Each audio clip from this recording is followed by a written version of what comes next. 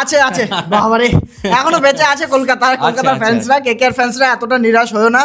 কলকাতা কিন্তু পর পর 3টে ম্যাচ জিতে গেল। কলকাতা এবার কি ঠিক করেছে বলতো, হয় পরপর 6টা ম্যাচ হেরেছে, দেখ মানে কন্ট্রাস্ট দেখাতেই হবে একদম। প্রথম 6টা ম্যাচ হেরেছে, তারপরে 3টে ম্যাচ জিতেছে একদম। এই টিম সেম টিমই ছিল, কিন্তু কিসের পার্থক্য ছিল, শুধু কনফিডেন্সের পার্থক্য। যে কে আসলো, কে রুখে দাঁড়ালো আগে, রিঙ্কু সিং, সুনীল নারিন, বরুণ চক্রবর্তী। আমরা প্রথমে বলেছিলাম যে এদের 3জনের ভূমিকা সব থেকে বেশি হতে চলেছে। যতদিন এরা রান পাচ্ছিল না, উইকেট পাচ্ছিল না, ততদিন কিন্তু কলকাতা পিছিয়ে ছিল।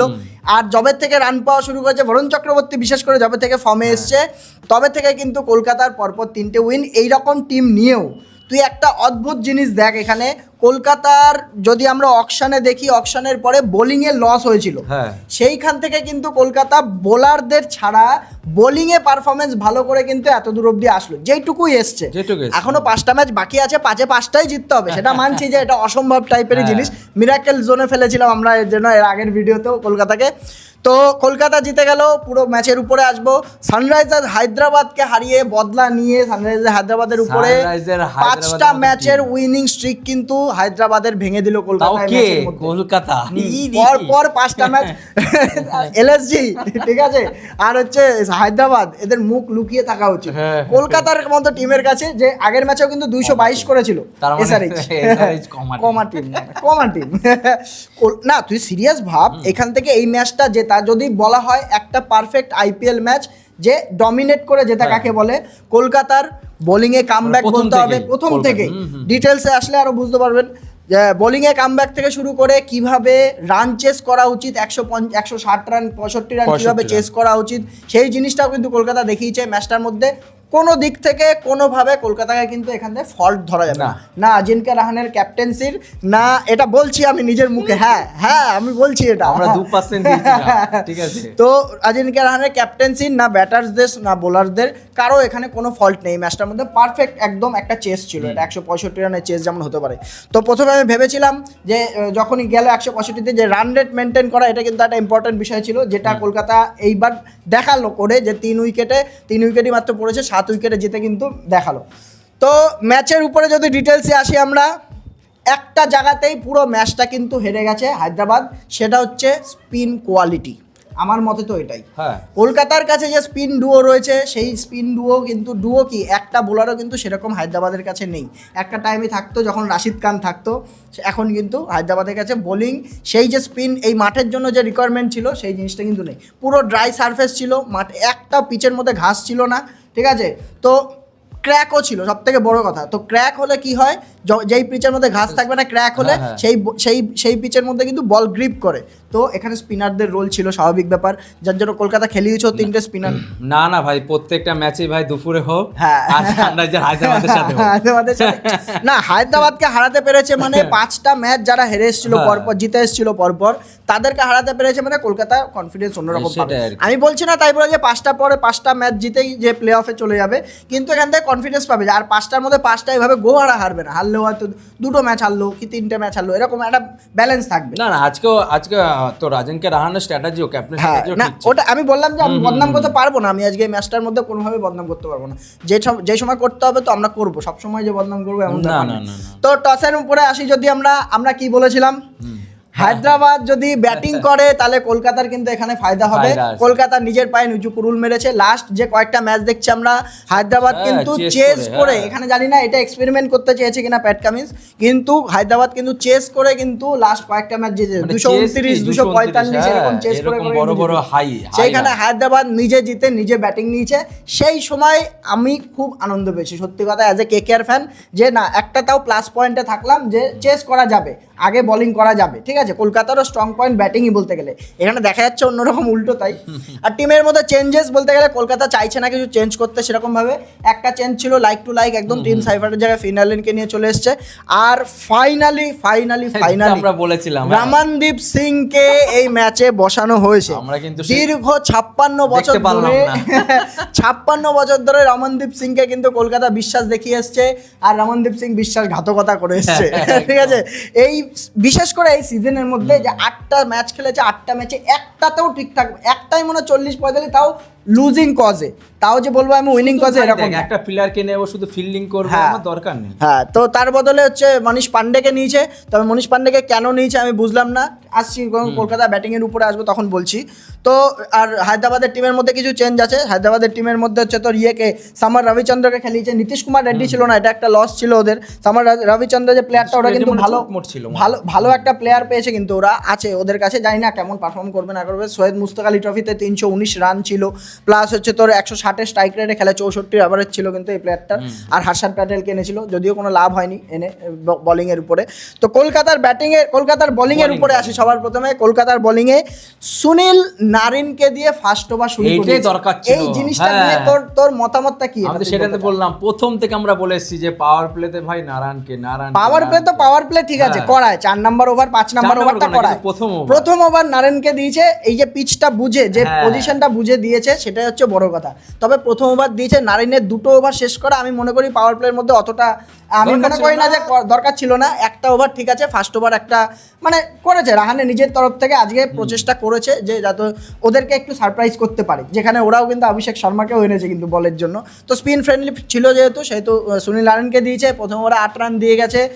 সুনীল নারিনের খফটা ভাব, ট্রাভিস হেড আর অভিষেক শর্মা দুজনের সামনে, তারপরেও মাত্র 8 রান ফার্স্ট ওভারে, একটাই 6 খেয়েছে মাত্র। ভাবতে পারিস খফ, তুই কাকে বলে খফ? সুনীল নারায়ণ নো ডাউট ভাই, পাওয়ার প্লে হোক, মিডল ওভারে হোক, যে যখনই হোক একটা অ্যাচিভমেন্টও হয়েছে। সুনীল নারিন দ্য লেজেন্ড 200তম উইকেট তার কিন্তু কমপ্লিট করেছে এই ম্যাচে। 201টা উইকেট হয়ে গেছে, third highest wicket taker IPL এর ইতিহাসে, বা হচ্ছে একটা টিমের হয়ে সব থেকে বেশি উইকেট যদি বলা হয় তাহলে সেই রেকর্ডও কিন্তু সুনীল নারিনের নামে হয়ে গেল।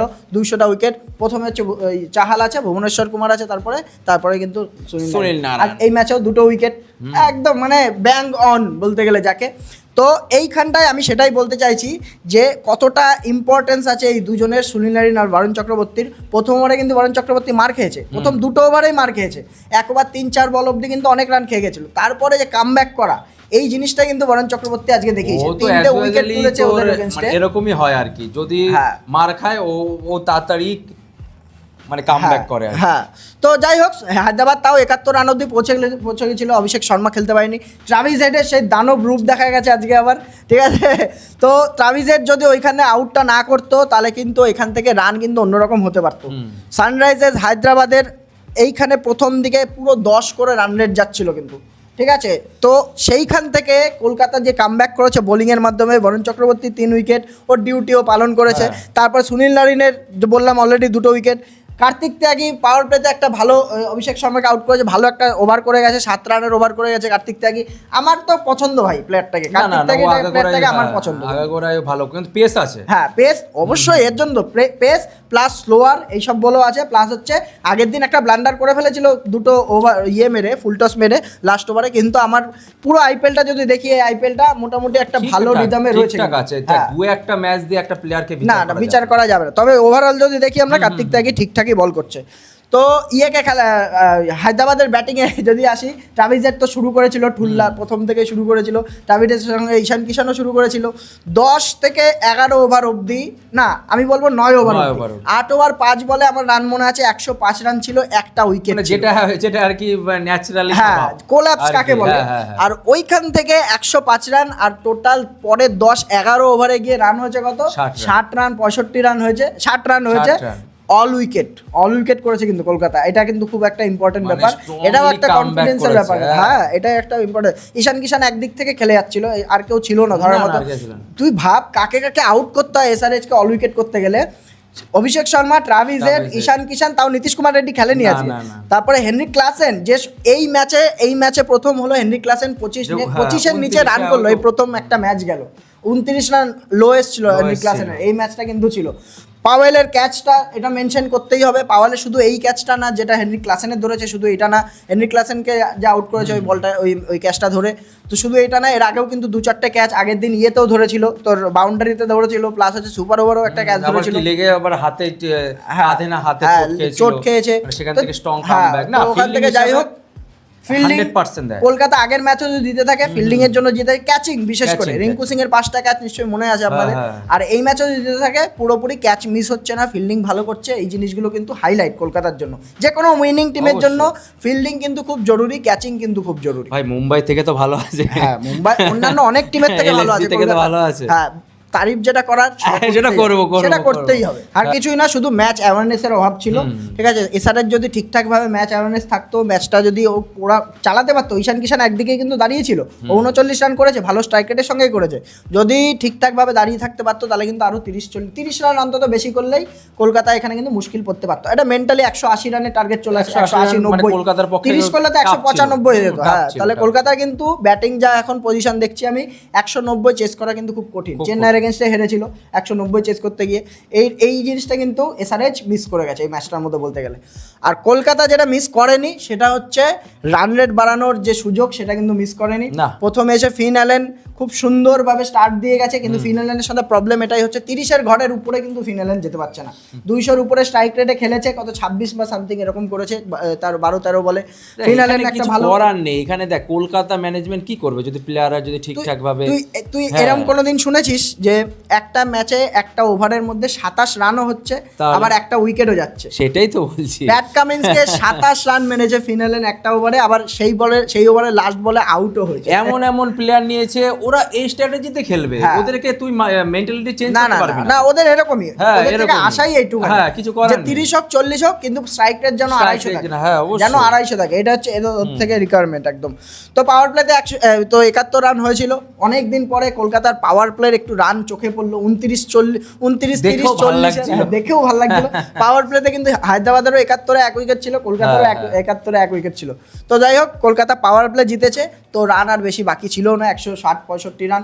আঙ্ক্রিশ রঘুবংশী আর রাজিনকে রাহানে খুব সুন্দর ব্যাটিং করে গেছে। আঙ্ক্রিশ রঘুবংশী আগের দিনে বদলা তুলেছে, যে ওকে আউট দিয়ে দেওয়া হয়েছিল রান আউটের মতো, তো অবস্ট্যাকেল যেটাকে বলে আর কি। তো আঙ্ক্রিশ রঘুবংশী আর রাজিনকে রাহানের পার্টনারশিপ কিন্তু পুরো ম্যাচ জেতা। রিঙ্কু সিং এর একটা ক্যামিও ছিল লাস্টে, 10 বলে 20 বা 22 এরকম সামথিং ছিল, 11 বলে 22 এরকম ছিল। আর দরকারও ছিল না, পাওয়ার প্লেতে ম্যাচ জেতা মানে পাওয়ার প্লে জেতা মানে ম্যাচ জেতা। রানে বল ছিল ওখান থেকে যেভাবে নিয়ে যাওয়ার, আর আগে গিয়ে 2 ওভার আগে থাকতে মনে হয় জিতে গেছে। আর এসআরএইচ এর বোলিং এর তরফ থেকে আর কিছু বলারও নেই, ওরা চান্সই পায়নি বলতে গেলে। তো যাই হোক, কলকাতা এই ম্যাচের মধ্যে পুরোপুরি নমিনেট করেছে এসআরএইচ কে। আর ভবিষ্যতে এখনো 5টা ম্যাচ বাকি আছে কলকাতার। এখন পয়েন্ট আছে হচ্ছে কত, দূরের জিনিস ভাবছি, 7 পয়েন্টে আছে, তাই তো? তাহলে 7 পয়েন্টে থাকলে এরপরে কিন্তু জিততে গেলে আরো 5টার মধ্যে 5টাই পুরো লাগবে, 10 পয়েন্ট লাগে, মানে 17 পয়েন্ট হবে। 15 পয়েন্টে গেলে কিন্তু কলকাতার আমি মনে করি না চান্স আছে, কারণ বৃষ্টি সেরকম দেখা যাচ্ছে না এই বছর। 15 পয়েন্টে যে আরেকটা টিম আসবে তার সাথে কম্পিটিশন হবে এরকম দেখা যাচ্ছে না, কারণ কিছু টিম একদমই উপরে উঠে রয়েছে। এসআরএইচও তোর আর 2টো ম্যাচ জিততে হবে 4টের মধ্যে, মানে কলকাতা 15 পয়েন্ট অবধি যেতে পারবে, 15 অবধি যেতে পারবে না, 17 অবধি যেতে পারবে এখন না, 17 অবধি 17 অবধি 7 পয়েন্টে রয়েছে, 5টা ম্যাচ বাকি আছে, 5 দুগুণী 10 আর সাথে 17 পয়েন্ট অবধি যেতে পারবে। 17 পয়েন্ট অবধি গেলেও মানে তাহলে প্রত্যেকটা ম্যাচ জিতলেও মানে একটা ম্যাচ হারলেই 15তে চলে আসবে, যেটা 16 কিন্তু ওটা মিট করতে পারবে না, মধ্য কথা। তো কলকাতার এরকম সুযোগ রয়েছে সামনে, যদি 5টায় 5টা জিততে পারে, যেটা কলকাতা আগে করেও দেখিয়েছে। দেখা যাক কি হয় না হয়। এই ভিডিও ভালো লেগে থাকলে লাইক করুন, আজকের মতো এইটুকুই রাখছি। কলকাতা ফ্যানরা একটুখানি চেয়ার আপ করো, চেয়ার আপ করে দাও, আমাদের ভিডিও চেয়ার আপ করে দাও, লাইক করে দাও, আর কমেন্ট করে দাও যে জিততে পারবে কিনা 5টার মধ্যে 5টা আদৌ। তো আজকের মতো এইটুকুই, গুড বাই।